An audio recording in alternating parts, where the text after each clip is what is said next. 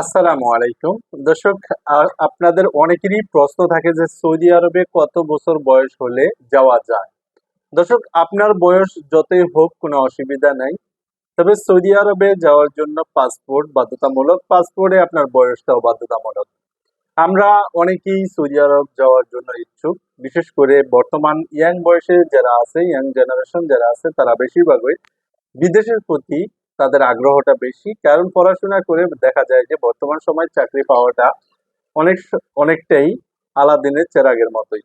তো সবারই ইচ্ছা যে বিদেশ চলে যাব, একটু পড়াশোনা করব, একটু যদি আমরা বড়সড় হয়ে যাই তাহলে বিদেশ চলে যাবো, এরকমই চিন্তা ভাবনা সবাই। তো বিশেষ করে আমার কাছে অনেক অনেক অনেক মেসেজ আসে যে ভাই আমরা কত, আমার বয়স এত, আমি এখন সৌদি আরবে যেতে পারবো কিনা।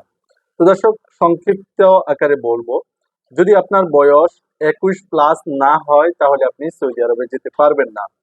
আবারও বলছি, এটা কিন্তু আপনার বয়স কত সেটা দেখবে না, পাসপোর্টে কতটা বয়স আপনি দিয়েছেন সেটাই আপনার দেখবে।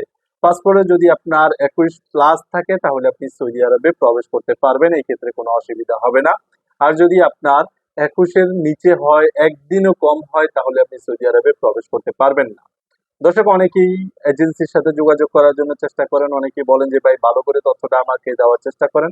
তো দর্শক, আমি এখন না, আরো আগ থেকেই আপনাদেরকে এই তথ্যটা দেওয়ার চেষ্টা করি এবং দিয়েছি যে 21-এর নিচে কেউ যদি পাসপোর্টে বয়স দেয় তাহলে তার দ্বারা সৌদি আরব যাওয়া সম্ভব হবে না। অবশ্যই পাসপোর্টে বয়সটা ঠিক থাকতে হবে। আপনার বয়স এমনি কম হোক, সমস্যা নাই, কিন্তু পাসপোর্টে আপনাকে বরাবর 21+ দিতে হবে। তো দর্শক, আশা করি আপনারা জানতে পেরেছেন। বিভিন্ন তথ্য জানার জন্য আমার ফেসবুক পেজ রয়েছে, বাংলা টিভি কে আছে নামে। আপনারা চাইলে মেসেজ দিতে পারেন, ইনশাআল্লাহ যোগাযোগ হবে। সবাই ভালো থাকুন, সুস্থ থাকুন, আল্লাহ হাফেজ।